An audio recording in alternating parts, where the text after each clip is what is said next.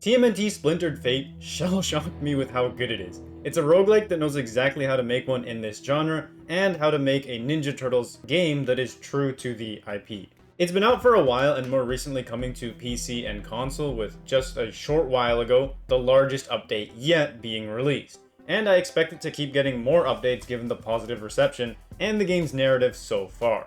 I'll talk about gameplay and the roguelike nature of it in a little bit, but let's start with the art. The game actually had a graphical update recently, improving the resolution slightly, but more noticeably increasing the amount of objects and items within the environment to make the world feel more complete and alive, if you will. As far as character designs go, they're great. I personally love it when the turtles are similar to each other, but differentiated with different shades of green, and of course, their distinct and iconic colors. To me, all four of them are epic, and they're also, ripped Ninja Turtles. So they should look strong and capable. It's why some of the newer designs don't really sit too well with me. I'm a really big fan of the 2003 or any other design that's following this. The story is actually really solid and it plays into the gameplay. Splintered Fate takes itself pretty seriously with its entire narrative and tone, and the writing is honestly just perfect. The story is fairly simple, where Master Splinter has been taken and these odd magical portals are appearing around the city. As you go on your runs and learn more and more, until you eventually win a run, and then the story progresses quite a bit. They truly understand the grit needed in order to make the world of TMNT, while still having a humor and funny aspects that's that perfect blend that makes the turtles so iconic in the first place. They understand Raph's hot-headed temper and exterior, while actually being very caring for his brothers. Man, home again. And just when I thought I was getting the hang of it. The hang of what? Leading you guys. Leo, your big problem ain't you leading us. Your big problem's you doubting yourself the whole time you're doing it. You know how they say lead or get out of the way? Well, you gotta get out of your own way so you can lead. Whoa, that's pretty deep, bro. Especially from you. I got my moments. And I'm glad you had one right now. Thanks, Raph. Yeah, moment's over. Enough of this mushy crap. Let's get back out there and stomp the crud out of some more foot scum. Mikey's carefree nature and the jokes, but also he is caring too. Obviously Leo, Donnie, Casey, April, and the rest of the cast. I know I already played a little clip of it, but just listen to this one. My brothers, we face a new crisis of the gravest variety. What's up, Mikey? I can't order pizza. No one's picking up at Rupert's. But it's Sushi Pie Saturday.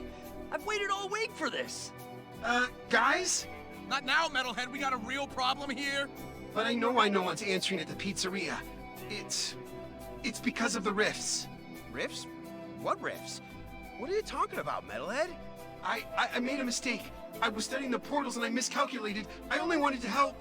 Slow down, my friend. Just tell us what happened. It'll be clearer if I show you. And to me, this is just peak TMNT, and one of the first storylines for the new DLC, which plays into the entire world going crazy with portals. Metalhead tries to fix the portals that were happening in the first place, but ends up making things worse. And then as a team, they must band together in order to fix it. But that's enough of story and art. Let's jump into the most important part, the gameplay. I'm just gonna start by saying it's great. There are a total of 6 characters right now, but again, I see this game getting multiple updates in the future, so it's possible that there will be more. And each of them feels very different from each other. Mikey being a very fast-hitting, small AoE type character, while focusing on multi-hits. And multi-hits just means a damage counts twice. Leo is focused on master strikes, or hitting 3 times in a row to deal big damage, while also kind of being more balanced between all of the other 3 turtles aspects. Raph is a crit-based, rapid-hit, single-target damage dealer, allowing him to melt bosses the quickest out of all the turtles. And Donnie is a slow attacker, but a very large range, so he's focused more on spamming abilities and zoning. Casey again is another kind of big damage dealer, and Metalhead is a long-range damage type, but he kind of lacks in the multi-target aspect. The run starts off pretty simple, but as you progress, you'll get more and more power-ups that make you stronger, like gaining elemental perks that stack into specific playstyles. You have this in-run currency called Scrap, which lets you get upgrades and heals or revives when you go into the shop room that happens every few portals. Then there's a permanent progression currency that you get from defeating bosses or even picking them as reward. The difficulty ramps up pretty quickly as you go further along until you eventually reach the Shredder. You're probably going to fail a bunch, which actually plays into the story. Win or lose, you're always brought back to the lair where you can spend these currencies, like dragon coins, which give a lot of upgrades like increasing damage, health, ability cooldowns, and so on. The other currency that you get are dreamer coins, which can be used to improve your drop rates and increase your overall currency gain to make progression even faster. Dreamer coins can also be used to upgrade artifacts, which you can equip in runs to help further spec into specific builds. So for example, you can equip a sewer lid, which allows you to spec more into water type builds. Speaking of builds, these things get pretty crazy.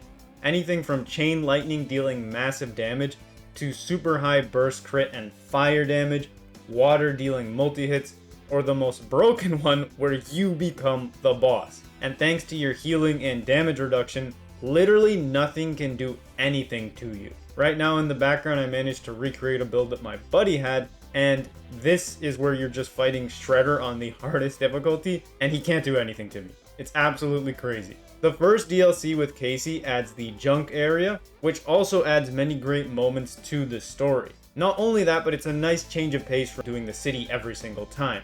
It also has new bosses and of course a little bit of different enemy designs. Again, just showing that they truly understand the characters like Casey Jones, here is one of the lines from the DLC. No! Slapody! My car! These no good slimy punk frogs stole my Slapody and junked it! This just got personal. Your car? Casey, we're trying to get to Shredder. This was supposed to be a shortcut. Ever hear of 2 birds, 1 stone? Let the man grieve, Leo. And of course, the most recent Metalhead DLC adds an arcade mode, where you're able to purchase a lot of upgrades right off the bat from the shop, but you also have to pick between these boons, where they have a positive and negative effect, oftentimes allowing you to craft a specific run. For example, one of these can be removing all ooze upgrade from the shop, but increasing fire damage, or something similar. The arcade mode differs from the standard form of playstyle where you're running through the entire city by having a shop right at the beginning that allows you to spend a lot of scrap that they also give you right off the bat. Plus the boons that can limit or increase specific things, and you can spec into a build very, very quickly in order to clear these waves of enemies. There are different difficulties that you can pick and 3 different locations to choose from, so it's actually a nice change of pace if you're just trying to farm dragon coins or dreamer coins. And of course, there's something else I haven't mentioned, and that's co-op. The game has online multiplayer, which I only ever connected with a buddy of mine, and it worked seamlessly. I played for numerous hours with this friend, and we never ran into any problems at all. The enemies appear to be scaled a little bit to balance out for the increase in players, which is a good thing. Another good thing is a friend's progress, or your progress if you join a friend's world, is saved on your personal file. So if they want to continue later, or bring a character that is a little bit leveled up with dragon coins and whatnot into your new save, they can do that.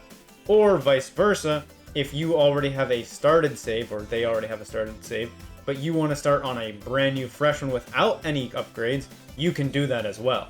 And there's also, of course, couch co-op, which works really nice. It was a blast playing this on the big screen with some of my friends, and it's a welcome addition. The devs added both of these co-op modes thanks to listening to community feedback, so it looks like they're actually reading and taking into account what the player base has to say. Most TMNT games that have been released up to date are tie-ins, which isn't a bad thing, but it's really nice to see a 3D original game like this one, because obviously some of the beat-em-up ones with pixel art 80s style are original, but we really haven't had the 3D one to this scale yet. This is arguably the best TMNT game on the market. Quality, the audio, which you've been hearing in the background this entire video, a really good and well-made gameplay loop. If you're a fan of the Ninja Turtles or roguelites in general, I'd recommend checking this one out, as the game is really fun and looks to have a promising future. Thank you so much for watching, and I'll see you in the next one.